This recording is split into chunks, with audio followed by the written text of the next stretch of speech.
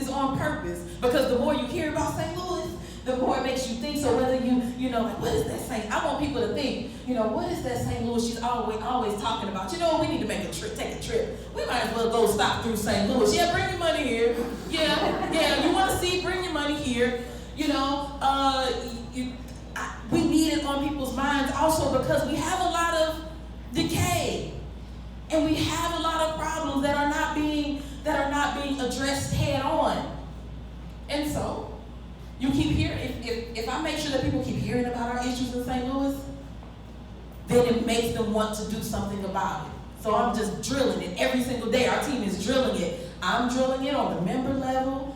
The chief of staff is drilling it on the chief of staff level. My legislative director on the legislative director level. My legislative assistants on those assistant levels. The entire team is saying the exact same thing, drilling it through Congress. Because St. Louis deserves that.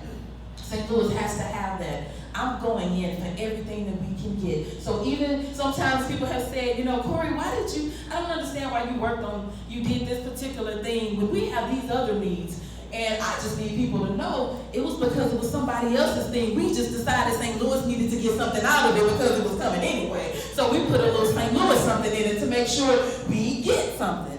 Amen. That's how we're going to legislate. We'll do our own thing, but when somebody has something that has nothing to do with St. Louis, we're going to find that St. Louis piece.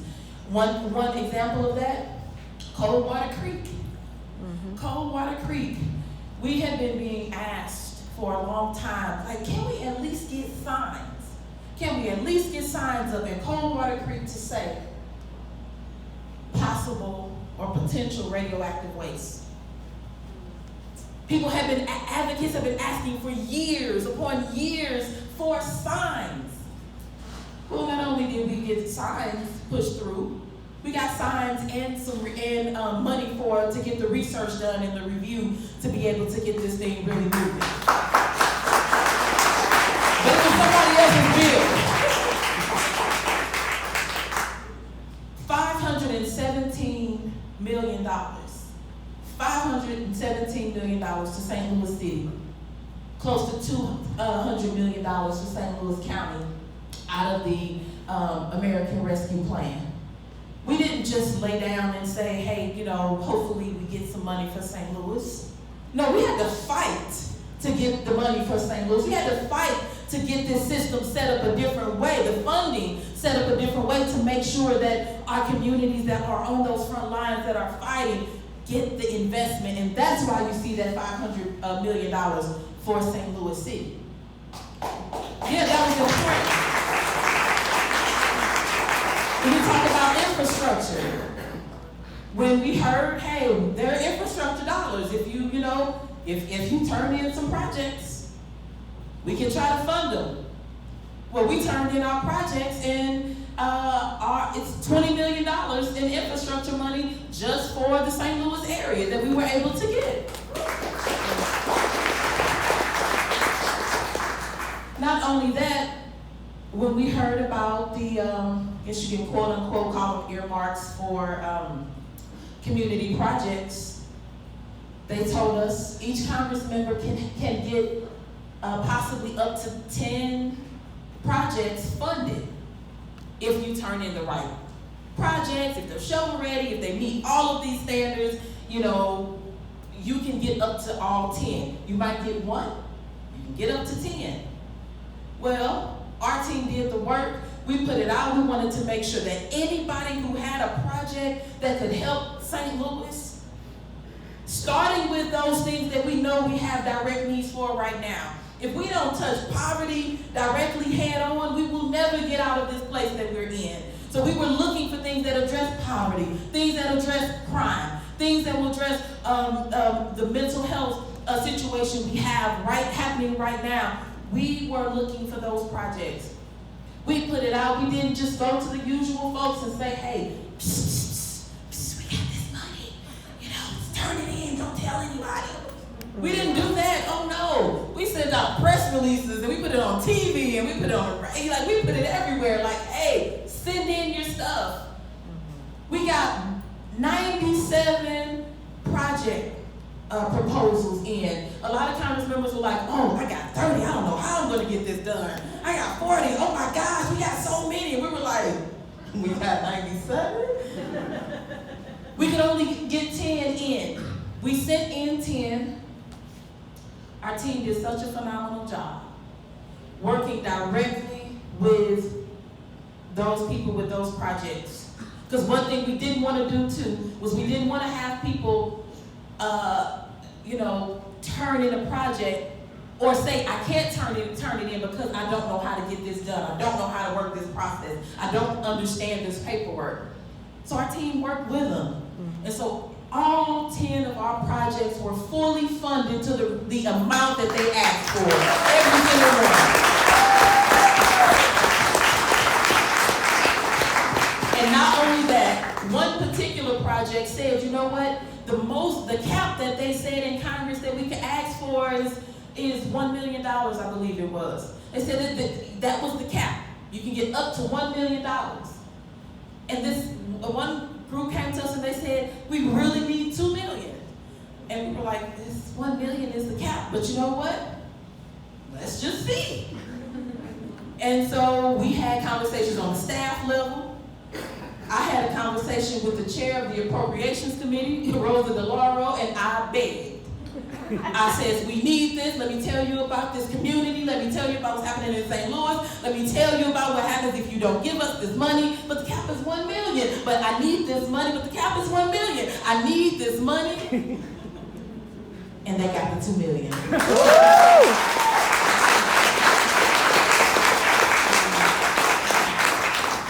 And so this is just the start. We have worked hard. I know that so many of you have seen what's happening all across the country. Just the fights that are happening in Congress, trying to get our bills through to the president's desk. Right now, we have some issues happening in the U.S. Senate, but let me make it clear. The House, we are working, and we are working hard. But one of the issues that we face is when we have this label progressive, and some of us who have this other label as squad member, things are a little different. But let me say this. The things that we have gone through here on the ground in St. Louis, all of that stuff has prepared me to be able to do the work for you in Congress. So all those stumbling blocks, all of those problems, all of those rocks and darts that were thrown, all the times that I slept on the ground, and some of you were with me when we were sleeping, we were occupying Roy Blunt's office with Brett Kavanaugh confirmation and all of that, the people that were with us. Every single thing that you all know that we've done, every time we fought for our LGBT community, every time we fought for against the Muslim ban when you were out there with us, every single thing that we fought, all of that prepared me to be able to go there, and not only go there on my own, but go there and represent you as best I can. This is only the beginning. And so the more that we dialogue and work together, the more that I get to spend time with you, the more that my team gets to spend time with you and hear what you need, hear how we can show up differently. I'm not trying to fashion myself like any other politician. I don't care about how they run their districts, how they show up. I don't care. What I care about is if this thing will bring home the deliverables for St. Louis, just like the day that we decided to stay on those steps. The moment before, I had no clue that that's what was about to happen. None at all. None at all. I just remember we were in, let me tell you this story real quick, and then we'll go to questions. I remember we were, Representative Alexandria Ocasio-Cortez and we were just like pacing back and forth in the Capitol, like we just don't know what to do. Something is about to happen. We can't recess and allow 11 million people to end up at risk for eviction, and we just couldn't understand what was happening. And then all of a sudden, our staff were like something's happening on the floor. They're doing this unanimous consent, and I didn't know. Y'all, I'm still newbie. I didn't know exactly what that meant, but AOC did, and so so she was like, we gotta go. And she took off running, and I'm like, okay. And so I took off running with her, and we were running through the Capitol. We ran into the Capitol, we literally bust, the doors went boom. We bust through the doors up to the floor, and we ran in, and everybody's looking like, what are they doing? And we were just running, and it was already, as soon as it closed, let's just say that. And so then we were like, okay, well, what do we do? So we went out on the steps. They locked the doors behind us. We went out on the steps with Representative Ayanna Pressley, and we were just trying to figure out, what are we going to do? Like, tomorrow at midnight, this thing happens tomorrow. And so Alex and I, we went and we just did a live stream, and just like, we were so pissed. We just didn't know what to do. We're just standing there on this empty, if you've been to the Capitol, that parking, the area where people park, it's just this empty space, because it's just, everybody was gone. It was my team and Alex's team, and we're just standing there like, what do we do? And Alex walked back to her car. I walked with Abbas to his car, and then I just looked up at him and I said, you know what? Let's sleep out here tonight. And Abbas said, okay. There was no pushback or anything, just okay. And so Alex was about to drive off. We signaled her team, like, stop her, ran across the parking lot. And I said, she hopped out the car, and I said, you know what, let's sleep out here tonight, because, this will be what will happen to our people if, if we don't get this thing done. And she was like, I'm down. So she didn't even think about it. I'm down. Next thing we knew, Abbas and I said, okay, we'll be back in an hour. And I realized, wait a minute, this is not St. Louis. I don't have sleeping bags. I don't have, my medical equipment, a chair. So we were like, okay, but you know what? Our staff member, Stephanie, had 2 chairs. That's all we had. So Abbas and I, we went, changed clothes, came right back in an hour with 2 chairs, and we sat there by ourselves on the Capitol of the steps in the dark. That's how that thing got started. Wow. We had no clue how long.